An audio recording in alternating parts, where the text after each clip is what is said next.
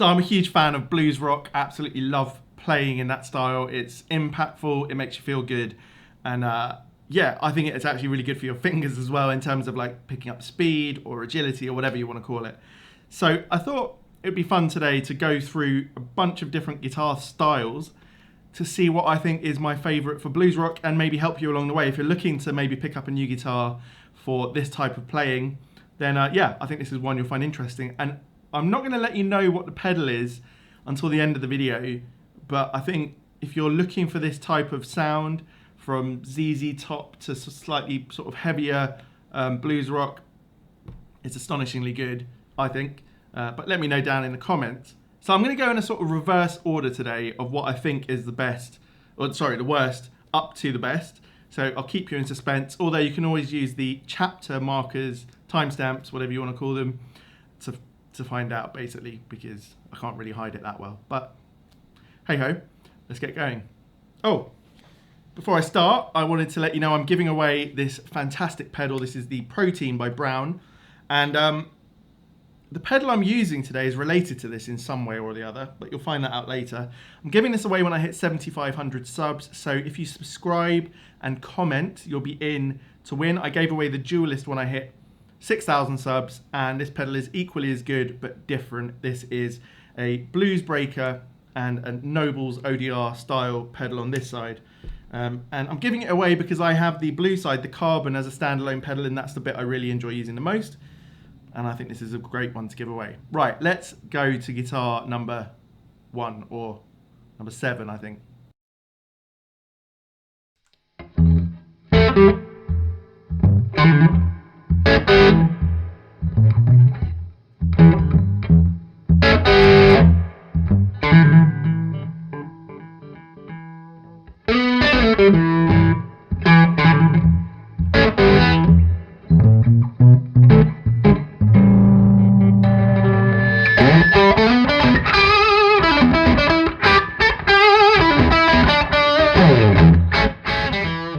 Okay, so this is my 1959 reissue ES355 in this beautiful black colour. You know, it's gorgeous, sort of classic looking guitar. So why is it in my lowest position? I mean, given that one of my favourite players plays an ES type guitar for blues, blues rock and other sort of similar styles, JD Simo, you know, I'd have thought that I'd love this, but his is a 60s one, I think, not sure exactly what year, but guaranteed it's got a slightly thinner neck than this. This is 59. It's got a big baseball bat neck and it's a bit of a brute in that sense. It's quite a, what should we say, like primitive feeling guitar to play. And I just find that for this style you want energy and speed. And this guitar may be more suited to sort of slower, rootsier blues, basically. More traditional blues, things like that. Now, it's got the screaming ability to really go for it, but at the same time, being semi-hollow, you'll often get feedback. So if you want to play loud at all, this can be a problem. So ultimately, it's in the lowest position, not because it doesn't sound good, but I do think it's a little bit bass heavy as well, but because it's harder to play. And if you're looking for ES guitars to play for this style, definitely I would suggest looking at later ones. So either you could look at, if you've got, you know, reasonably big sized hands, you know, the sort of 62s to 64s that I've tried tended to be thinner than the 59. And then if you go up to about 66, 67, you're going to get much thinner because the nut width is smaller. So it depends. If you've got smaller hands, that can be really useful as well. Overall, I think it's got a lot of character, but it's not my number one pick for blues rock.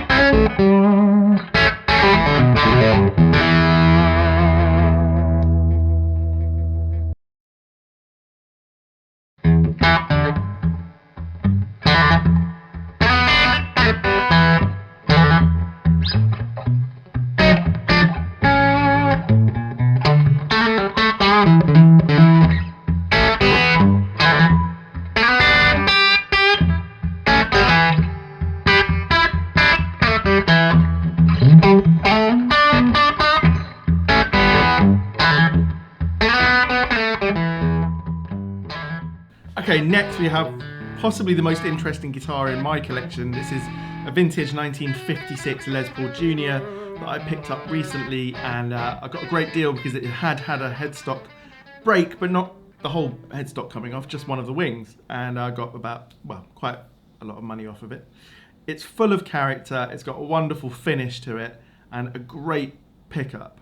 Now, when it comes to the style of blues rock that I'm talking about today, which I think you're going to hear more what I mean when we get to some of the guitars that I'm putting at the top of my list, this does do a really good job, but that single P90, in the end, you've only got so much choice of what you're doing. Now, the one tone that this P90 has, or should I say, the ability that this P90 has to make a really special sound, I think works best for slower types of blues that I will show you in another video. And I think it can become a bit samey. On top of that, again, it's got one of these early, very big necks. I actually find it better, more comfortable for me than the ES355 was. But something about, perhaps it's to do with the harmonics of a P90. It's got quite an open sound. And when it comes to this blues rock sound, I want a little bit more of a nasally or compressed sound. Anyway, I still think it sounds great. And ultimately, I want to say, I love all of these guitars, and if someone said I'm taking all your guitars and I'm going to give you a random one of your own back, ultimately I couldn't be that sad with any of them. They're great. I love them all. This one in particular, I don't pick it up too often because it's reasonably fragile, but when I do, it's a great time.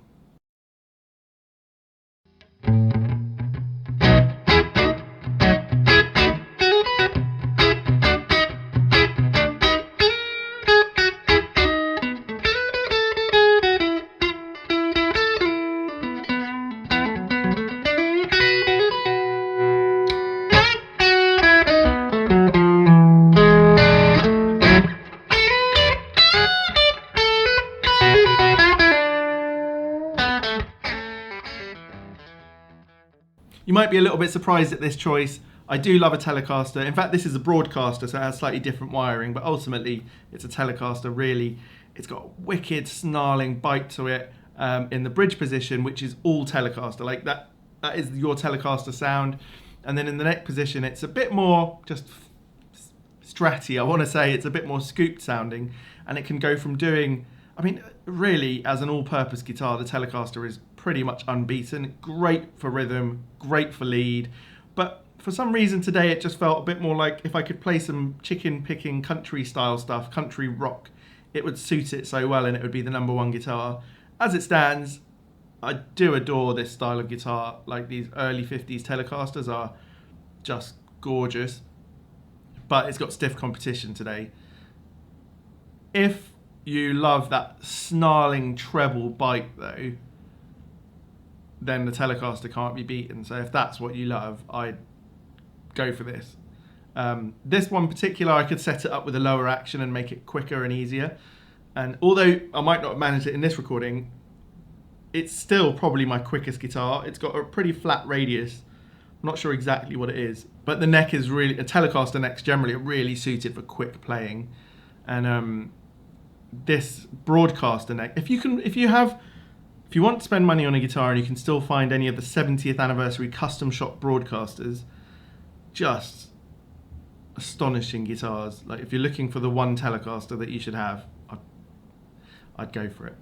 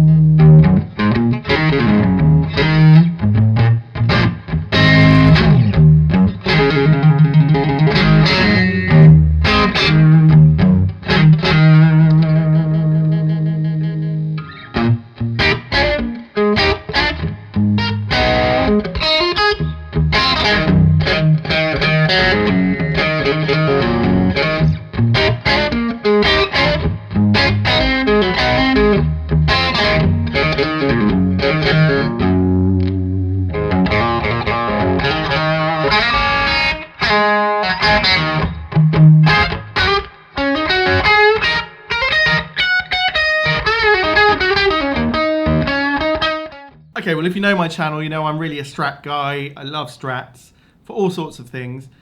When it comes to this particular style of more compressed blues rock, this is where this one stands. Like, this is my American standard 1989 Strat. I've changed the pickups to Monty's custom 63s.